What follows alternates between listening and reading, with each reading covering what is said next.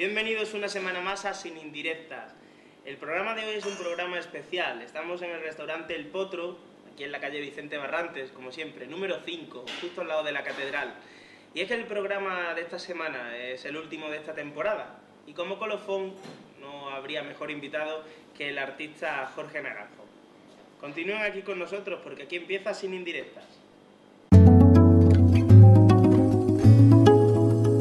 Pues como les decíamos, estamos aquí en este último programa de la temporada de Sin Indirectas y nos acompaña el artista Jorge Naranjo. ¿Qué tal, Jorge? Bienvenido al programa. Bien, buenas noches. Espero que tengas una velada aquí con nosotros en la que podamos conocerte y que estés a gusto. Muy bien. Perfecto. Bueno, la mayoría te conocemos como pintor y si te parece nos centramos primero en esa faceta tuya y luego hablamos de todo el resto de actividades que tú llevas a cabo.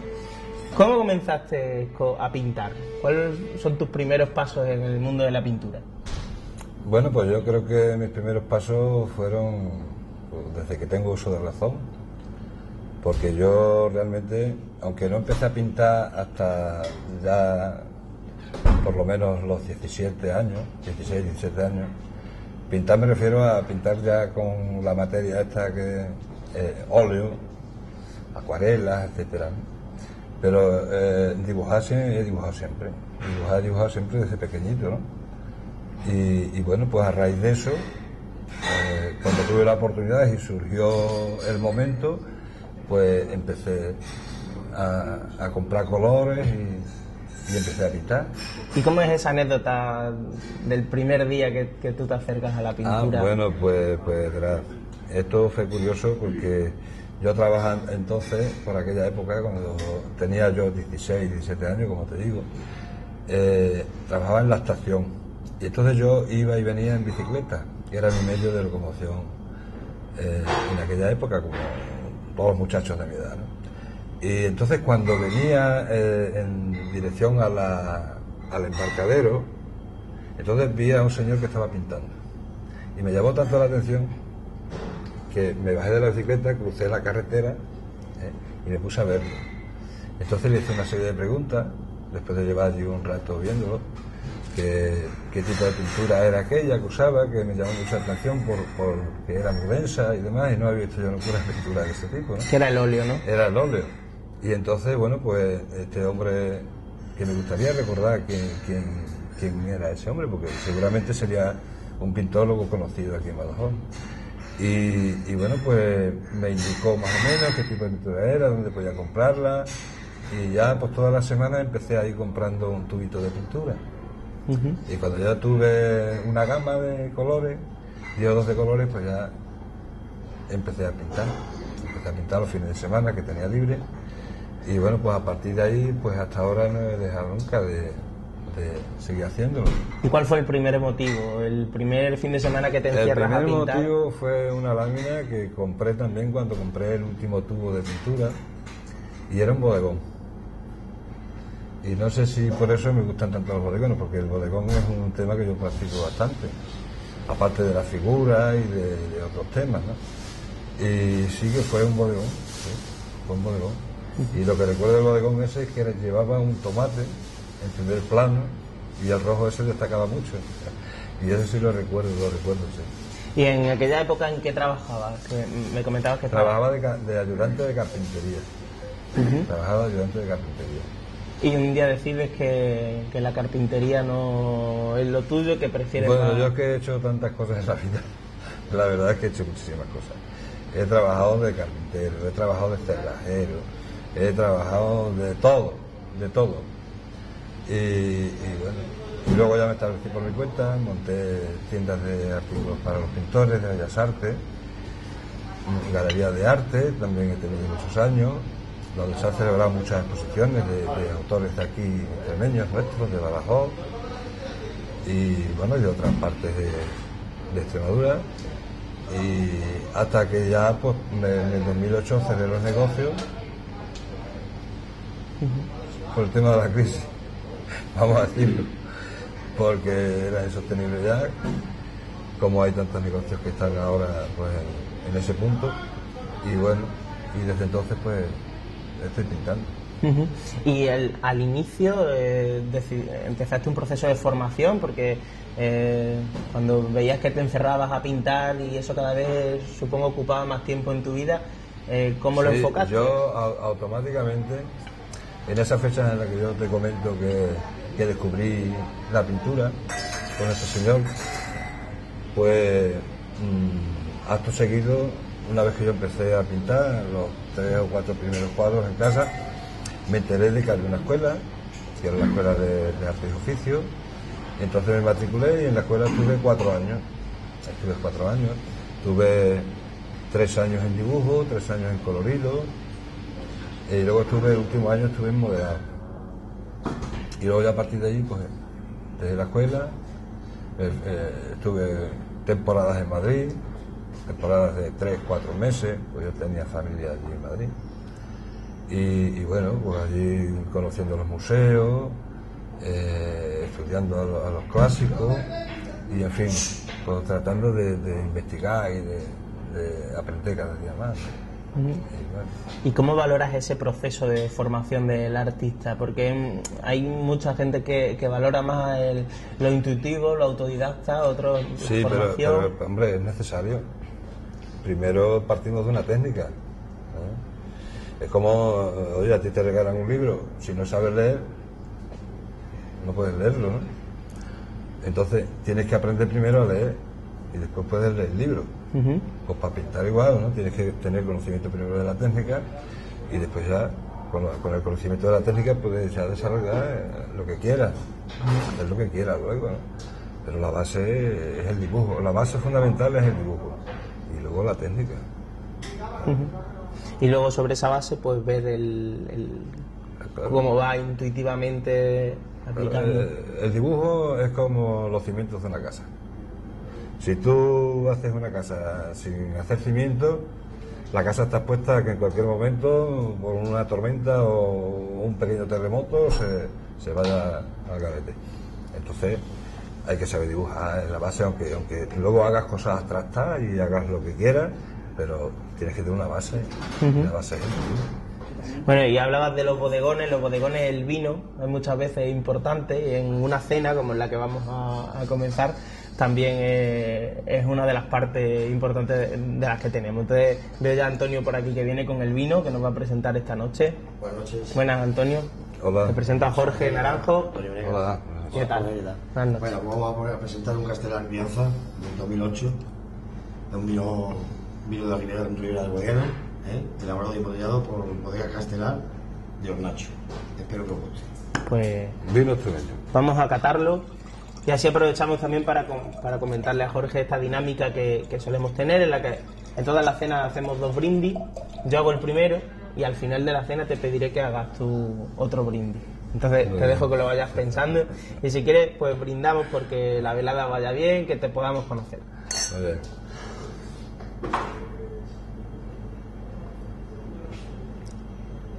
Muy bueno. La verdad es que la carta de vinos que tiene en el restaurante es muy buena. No sé si tú eres gran bebedor de vino. Yo al mediodía 2 o 3 vinitos me los tomo. ¿Y te gusta porque me hablabas de los bodegones, te gusta la gastronomía, el incorporarla mucho a la pintura?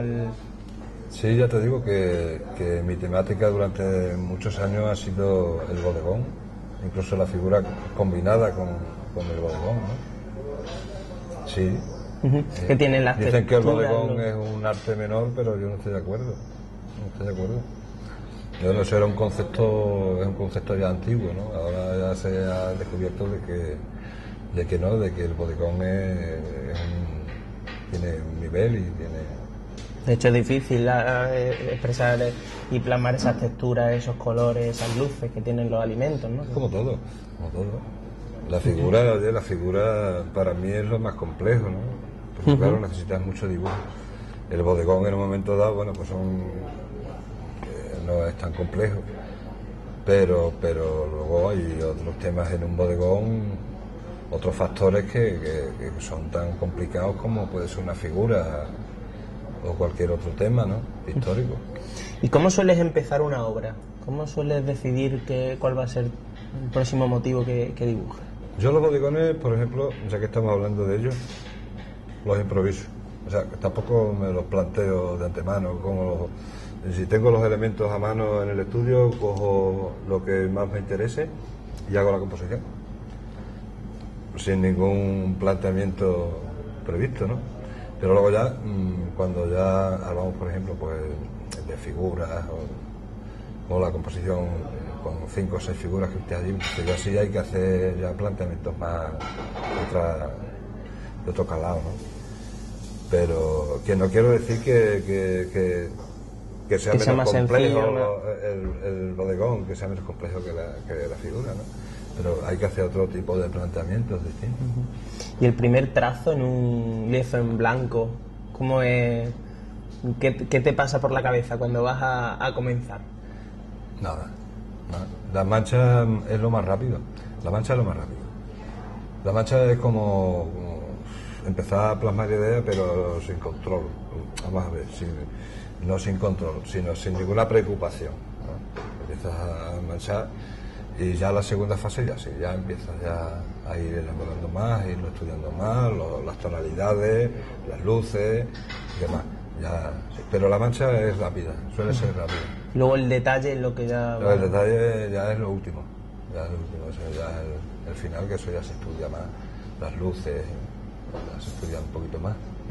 ¿Y has tenido cuadros que hayas dicho no puedo seguirlo, o que lo hayas tenido que aparcar? O sí, algunos sí. Yo creo que eso nos pasa a todos. Yo conozco anécdotas de pintores que una cosa que suele suceder, que no sé por qué motivo, pues tienes un cuadro que incluso muchas veces que llevas muy avanzado y no lo ves, ¿no? Y te cabreas y te enfadas y muchas veces pues yo he terminado muchas veces rompiendo los cuadros, como te comenté, rompiendo los cuadros, ¿sabes? Y nada, y otras veces cojo y cuando no me gusta una obra que no me convence mucho, la aparco, la resto, como yo digo, y la pongo de cara a la pared, y cuando ha pasado un mes la vuelvo, entonces sí la veo. ¿La ves de otra manera? La veo de otra manera, la veo yo, por lo menos la veo de otra manera. Y si me interesa continuarla, pues la termino, si no, la rompo y la tiro a la basura. Porque es importante la emoción, el momento en el que estés pintándolo, ¿no? Claro, lógicamente, como todas las cosas de la vida, ¿no? Necesitas pues, estar concentrado, estar sintiendo, estar en la salsa, ¿no? Y cuando no estás, pues no puedes, no te salen las cosas. Las cosas no cuadran. Tienes que estar compenetrado con lo que estás haciendo. Si tienes preocupaciones o tienes problemas, al menos a mí personalmente eso me afecta bastante, ¿no? Si tengo problemas y estoy pintando, pues me absorben los problemas y yo no estoy con lo que estoy haciendo. Entonces pues es mejor dejarlo y buscar otro momento en que hayas superado esos problemas que tienes o no estén ahí pendientes y puedes continuar, pero tienes que estar concentrado. Para pintar tienes que estar concentrado, lo mismo que para cualquier otro tipo de actividad, ¿no? Ya sea arte o no. La escritura, cualquier cosa, un cocinero mismo, como este chico con el que hemos estado hablando, si tiene problemas y está con el cuchillo, también se puede cortar, ¿no? Hay que estar centrado en lo que se está haciendo. Entonces, pienso que sí. Porque quizá también se corre el riesgo de acabar el cuadro pero no conseguir la emoción que debe buscar un cuadro, ¿no? Claro. Es que si tú no le estás dando al cuadro lo que necesita, pues lógicamente no llega a buen puerto. No puede, es que no puede. Yo si estoy mal, yo no puedo pintar. Yo si estoy mal, yo no puedo pintar. ¿Y cómo es ese proceso en el que, aparte de que el pintor plasme una emoción, luego tiene que haber un receptor, un espectador que la descifre o que aporte también su emoción, ¿no? Es la dificultad de... Yo creo que el mundo de las emociones lo compartimos todos, ¿no? Todos sentimos las mismas emociones. Sentimos amor, sentimos furia, sentimos... En fin, Entonces, pues inequívocamente, si tú estás expresando ahí un sentimiento que también tienen los demás y estás receptivo, pues cuando veo una obra que vamos, que para mi concepto está bien hecha y es sincera, pues lógicamente se capta. ¿Te ha pasado en alguna ocasión que empezaras pintando el cuadro de una manera y lo acabaras pintando de otra por tu evolución? No. ¿O que un cuadro una vez terminado lo vieras de otra manera? Eso sí. Porque ahí ya eras espectador y en otro momento anímico, Eso sí. en otro momento emotivo. Pero bueno, eso lo he solucionado haciendo otra versión. Eso lo he solucionado haciendo otra versión. Le digo, pues esto sí lo he puesto. Bueno, pues ahora voy a hacer otro parecido, pero que tenga esto o tenga lo otro, ¿no? O este toque. Como decía hace algo, pues las equivocaciones existen, ¿no? Te puedes equivocar. Por eso dentro del mundo del pintor, pues hay obras buenísimas, están hechas por el mismo autor, y sin embargo hay obras destacables vamos a poner el caso, por ejemplo, de Velázquez, ¿no? De las Meninas, bueno, como ha cantado obras pintó Velázquez, muchísimas obras, sin embargo, bueno, pues hay 2 o 3 obras que son destacables, ¿no? Bueno, pues porque surgió una idea fantástica, con las circunstancias que fueran, y la lleva a cabo bien, bien, y ya está. Pero bueno, las equivocaciones es como todas las cosas de la vida, ¿no? Todas las cosas no salen bien. ¿Y crees que has encontrado un estilo o una forma de pintar propia? Sí, aunque no exenta de influencia. Y el que me diga que no tiene influencia, yo le digo que no. Sí, porque tú siempre catalogas los movimientos. Cada persona es que, mira, pues tu obra se puede parecer. A la obra de otro. Pero bueno, tu obra siempre lleva unas connotaciones tuyas propias. Si hablamos, por ejemplo, de estilos o de épocas, el impresionismo, vamos a hablar de eso, pues como estuvimos comentando antes, luego ahora mismo hay muchísimos cuadros de autores distintos de ciertas épocas que tú les quitas la firma y no sabes de quiénes son, porque hay mucha conexión por las corrientes, por la forma de pintar de ese momento, y bueno, pues yo pienso que sí, que hombre, siempre hay una diferencia, que se nota. Cuando tú estás acostumbrado a ver la obra de un pintor, pues enseguida, aunque no esté filmada, sabes que es él, ¿no? Pero de esos casos, la verdad es que... Bueno, pues antes de seguir hablando de la pintura, nosotros aquí en el Potro tienen otro artista, en este caso es culinario, que es Iván, que te presento. ¿Qué hay? Presenta a Jorge. Y que Jorge siempre nos trae alguna obra de arte. Pues sí, hombre, hoy por aquí os he traído un esti tartar con un poquito de torta de aquí de la tierra, ¿vale? Para que lo crudo de la carne y la cremosidad de la torta nos dé la boca una pequeña explosión de sabores. Así que os dejo que probéis y que a ver que me digáis qué tal está. Pues muchas gracias. Bueno, Jorge, pues si te parece, antes de que se enfríe nos lo comemos y ahora en un momentito seguimos aquí en el programa conociendo a Jorge Naranjo.